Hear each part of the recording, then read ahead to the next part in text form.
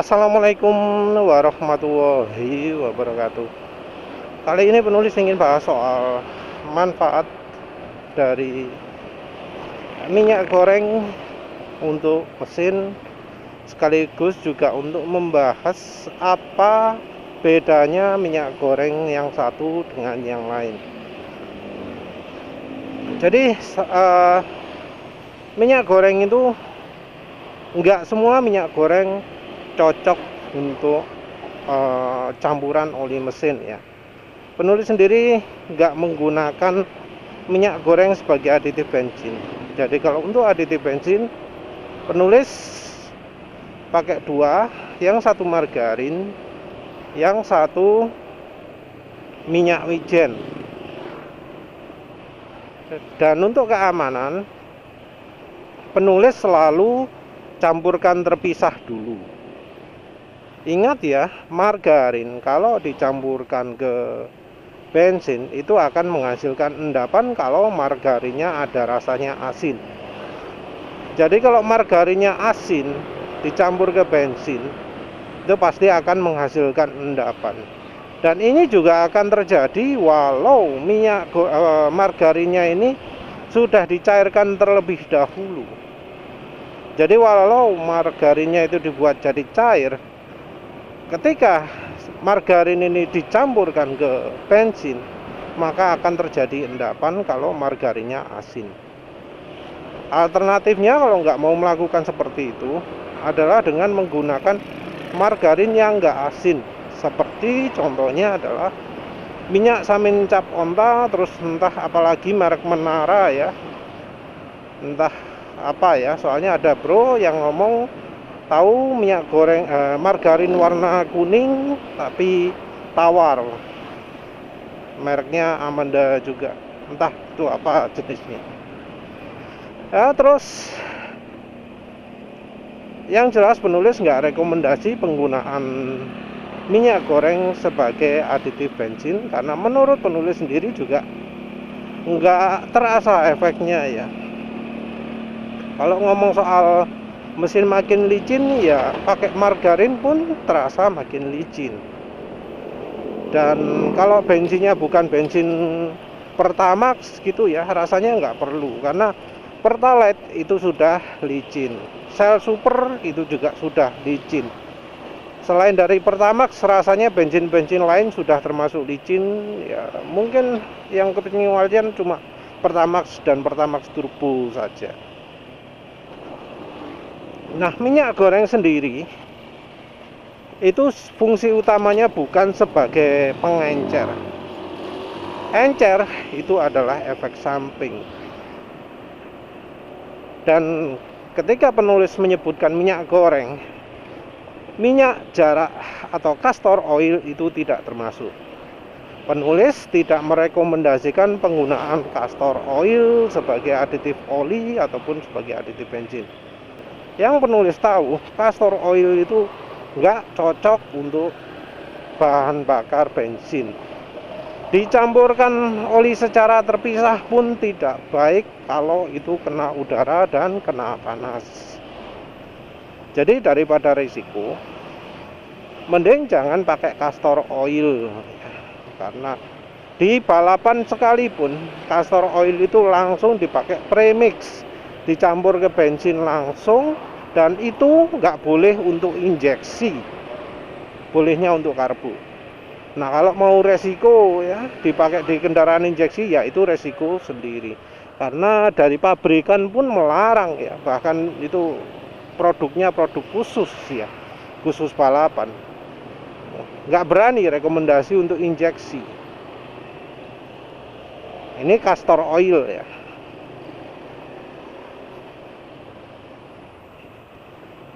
Manfaatnya kalau pakai minyak goreng, yang sering bisa dirasakan itu pertama adalah dari halusnya mesin. Jadi dicampur minyak goreng, suara mesin akan jadi makin halus. Itu faktanya, dan penjelasannya adalah karena minyak goreng itu punya film strength yang kuat. Suara mesin sudah kasar ya. Kok suara mesin sudah kasar? Ini sebentar lagi mau tambahi aditif lah. Jadi pakai minyak goreng itu bikin mesin makin halus.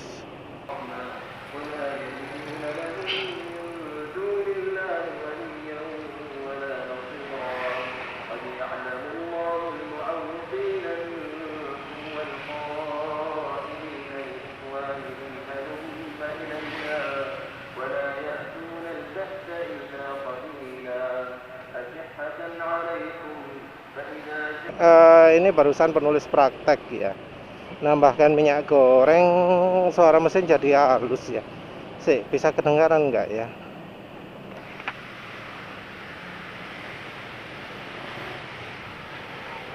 Sulit ya, butuh kendaraan yang mobil yang hampir sama kecepatannya sih ini dengar. Tapi ya wes, ini salah satu contoh lah. Salah satu contoh penggunaan minyak goreng jadi bikin suara mesin halus. Jadi ini olinya adalah oli Master Silentium buatan Autochem. Terus barusan ditambahkan dengan minyak goreng Harumas dengan sedikit minyak silikon, entah berapa tetes gitu ya, mungkin 10 tetes. Dan ternyata dugaan penulis benar, suara mesin jadi halus. Penulis nggak nambahkan oli samping, padahal bawa juga, karena rasanya walau suara jadi kasar, suaranya nggak kasar-kasar banget, suaranya itu masih ada kayak halusnya gitu ya ketika mesin jalan. Jadi ada limitasi kasarnya mesin lah. Kalau sudah sering gitu mungkin bisa membedakan antara kasar tapi aditif olinya masih banyak, dan kasar ketika aditif olinya sudah habis. Jadi ini ya bisa jadi bukti juga, cuma mungkin suaranya agak susah ya ditunjukkan. Tadi bisa kedengaran atau enggak itu. Nah, yang berikutnya alasan nambahkan minyak goreng ke oli mesin itu adalah menambah daya pelarutan oli. Jadi sifat pelarutan oli itu penting untuk membuat oli itu aditifnya bisa lebih banyak. Itu kalau untuk pabrikan. Kalau untuk penting juga untuk konsumen adalah membuat oli itu jadi mampu untuk melarutkan kotoran-kotoran yang ada di mesin. Jadi kemampuan pelarutan oli itu terbatas, dan sifat pelarutan ini tergantung banyak pada bahan olinya.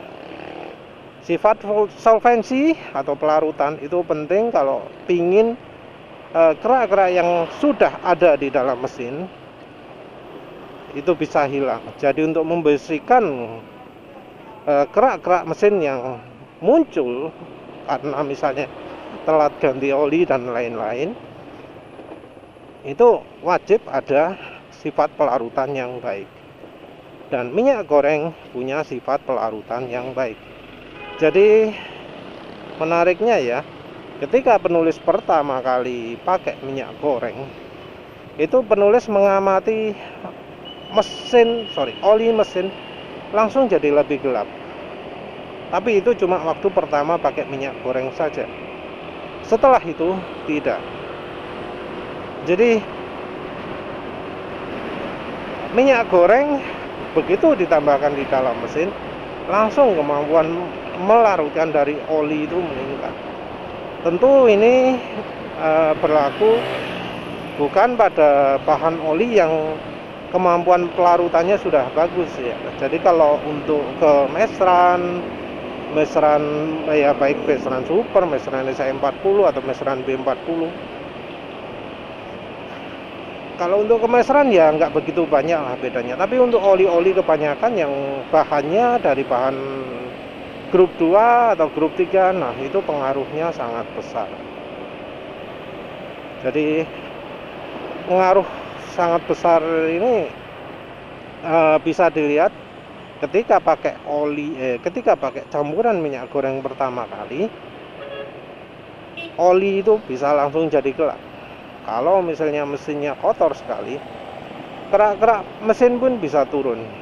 Kalau 10% konsentrasinya masih termasuk kecil, jadi kerak-kerak nggak langsung rontok banyak gitu. Tapi kalau misalnya pakai 20%, nah itu sudah cukup banyak dan bisa terjadi kerak-keraknya turun terlalu deras dan membuat filter oli itu buntu. Makanya rekomendasinya pakai pertama itu 10%. Tapi ya bisa juga kalau pakai lebih banyak lagi, misalnya seperti 50% gitu ya. Nah, kerak-keraknya itu mungkin nggak sempat membuntu karena sudah kadung larut dulu oleh minyak goreng.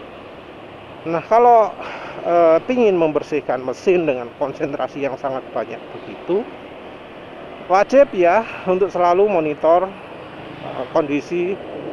Wah, keren mobilnya. Untuk selalu monitor kondisi oli di beberapa ratus kilometer pertama. Mungkin ya cocoknya mesin dijalankan sampai panas, terus habis itu didiamkan. Mesin jalankan sampai panas, didiamkan. Tujuannya adalah membuat mesin itu panas sehingga kerak itu bereaksi. Tapi setelah itu dibiarkan minyak gorengnya campurannya itu berada di dalam mesin, sehingga terjadi reaksi panas antara minyak goreng dengan keraknya, membuat keraknya itu lumer, jadi enggak membentuk kerak-kerak yang padat seperti itu. Terus keunggulan lain dari penggunaan minyak goreng itu biasanya adalah pengembalian performa. Nah, pengembalian performa itu bisa banyak hal ya. Yang terutama sepertinya kalau misalnya di oli sebelumnya ring pistonnya itu nyangkut, nempel ke piston, jadi ring pistonnya nggak bisa bergerak bebas, kena lem sama oli yang lama sehingga nempel erat ke piston. Nah, setelah pakai minyak goreng, lambat laun minyak gorengnya ini akan melarutkan sisa-sisa kerak pada piston, pada ring piston. Ini membuat ring piston bisa bergerak bebas dan kompresi mesin menjadi normal lagi. Mengapa kok bisa seperti itu? Karena minyak goreng itu punya titik didih yang jauh lebih tinggi daripada oli mesin. Jadi kalau kita panggang oli dan minyak goreng itu barengan, maka minyak goreng itu menguapnya jauh lebih lama, jauh lebih telat daripada oli mesin. Terus bisa kita lihat bahwa minyak goreng itu bakal tetap jernih jauh lebih lama daripada oli mesin. Apalagi dibanding dengan oli mesin yang bahan daur ulang atau bahan kurang berkualitas seperti pada merek BM1, pada merek Eneos, pada merek terakhir mobil Delvac MX ya yang sudah buatan federal, pada Idemitsu itu ya. Nah, warna oli jadi lebih hitam lebih cepat itu ya menunjukkan kerusakan oli. Minyak goreng dengan kemampuan pelarutan lebih tinggi dan titik didih lebih tinggi akan bisa lebih membantu ring piston kembali jadi mekar lagi. Itu bisa meningkatkan performa. Selain itu, minyak goreng juga membantu membersihkan ruang bakar, terutama dari kerak-kerak sisa lama. Jadi ada ya laporan, sayangnya nggak ada gambar, bahwa setelah olinya pakai minyak goreng, maka bagian tepi-tepinya itu jadi bersih.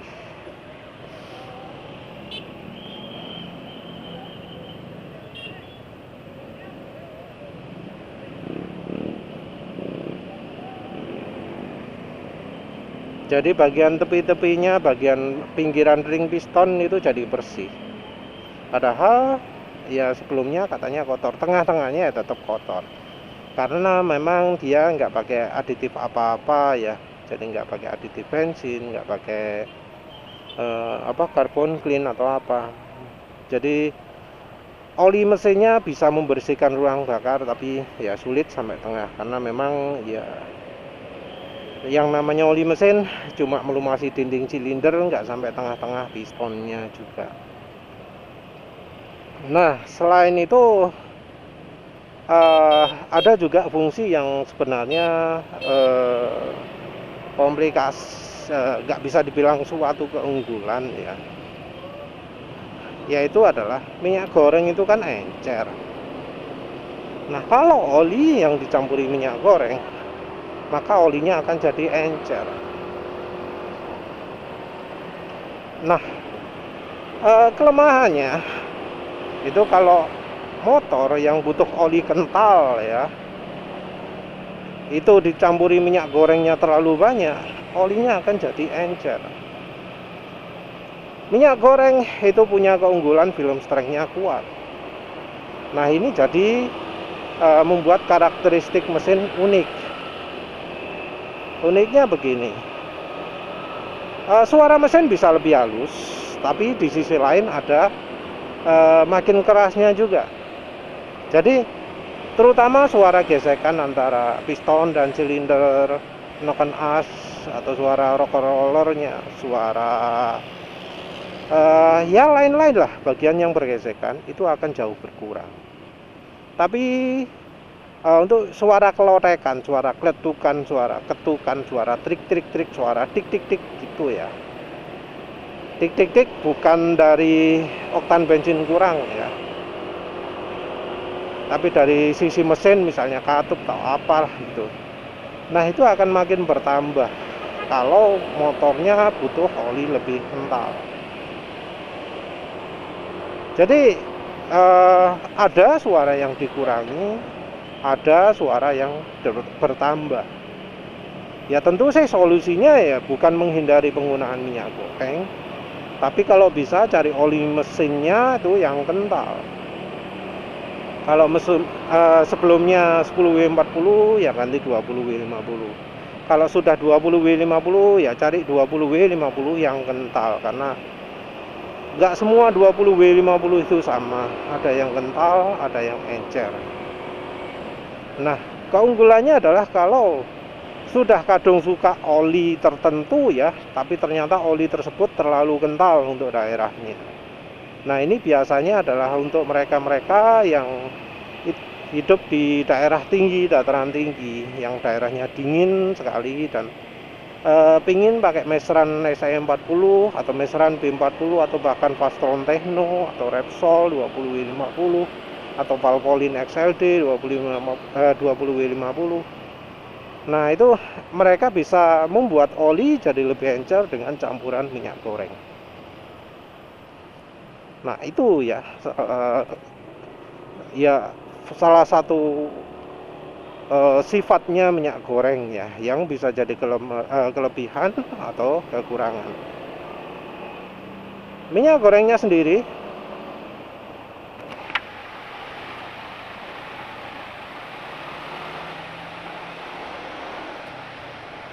iya, ternyata olinya juga masih kasar nih sekarang. Tambahi aditif lagi, tambahi apa jenenge, oli samping ya.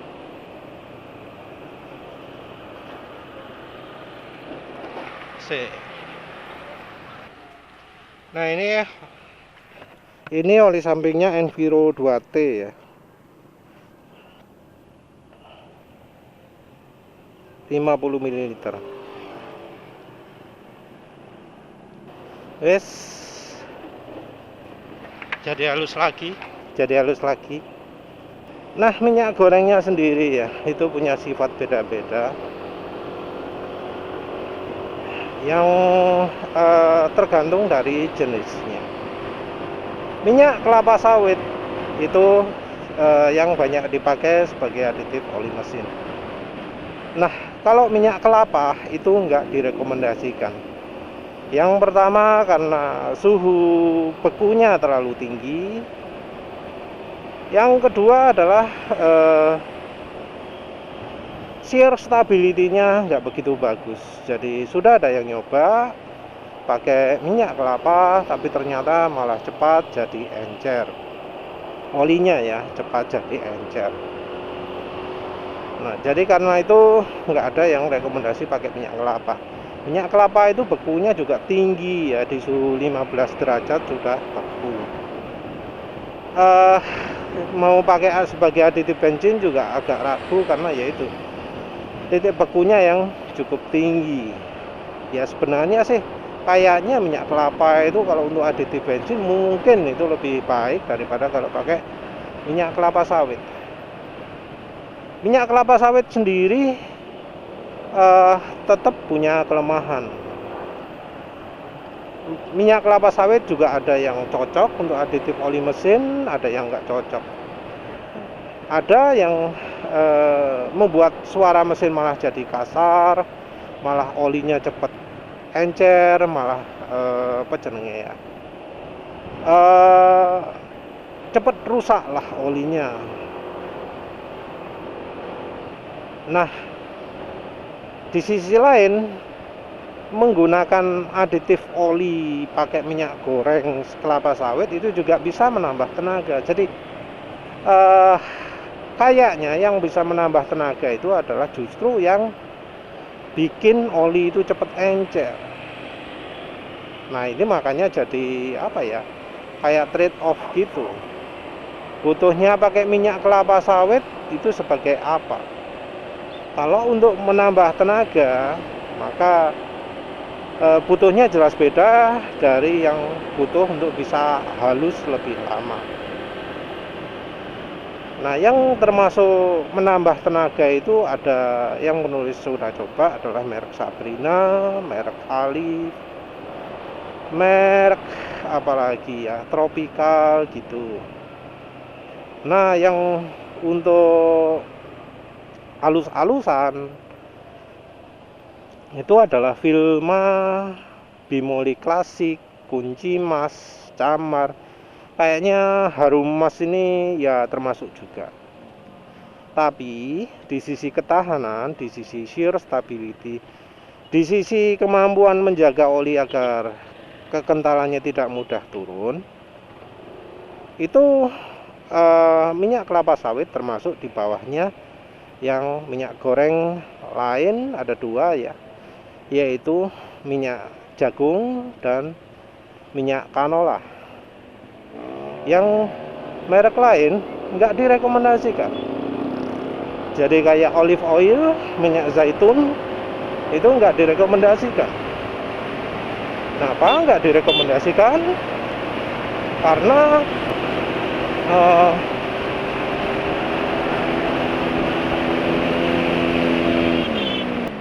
wah, habis dipakai kencang halus banget ya. Kayaknya efek dari Enviro ya, Enviro 2T itu baru terasa di RPM tinggi ya. Ini beda dari oli samping Evolve 2T yang kayaknya lebih RPM rendah, atau Gasoli G1000 yang lebih untuk RPM keseluruhan sih ya, rendah sampai tinggi ya, beda-beda lah aditifnya.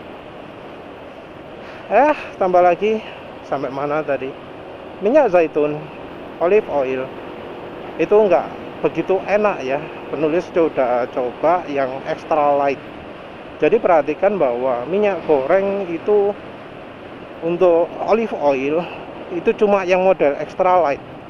Yang bukan extra light itu bukan minyak goreng.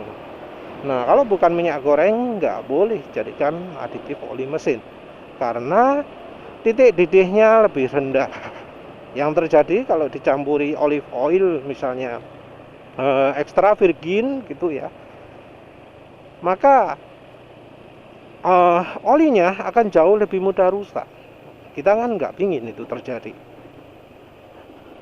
Tapi ya penulis sudah coba yang extra light sekalipun ternyata kurang bagus dari sisi shear stability. Entah kalau dijadikan aditif bensin, penulis nggak tahu. Mungkin ada lah ya, silakan lah ingin coba. Kalau ingin jadikan aditif bensin, mungkin cobanya yang extra virgin atau apalah, tapi ya tentu kalau yang extra virgin mungkin lebih banyak kandungan airnya. Terus berikutnya kalau yang minyak goreng tipe lain selain dari yang sudah disebut, minyak kedelai, minyak apa jenenge, bunga matahari, apa maneh lain-lain ya, itu sudah ada yang nyoba juga dan ternyata nggak memuaskan. Kayaknya cuma canola, minyak jagung, minyak sawit itu saja ya yang kayaknya cocok untuk aditif oli. Kalau minyak canola, penulis rasakan efeknya itu halusnya, terutama kalau dipakai kencang, bukan pada waktu pelan. Tapi secara shear stability-nya bagus. Cuma kalau dipakai pelan-pelan suara mesin kasar. Terus untuk minyak jagung, nah itu kalau efeknya nggak di RPM atas. RPM atas biasa-biasa. Di RPM bawah yang di mana ya? RPM menengah lah mungkin ya, lupa penulis. RPM menengah lalu apalah, tapi nggak sampai RPM atas itu halus.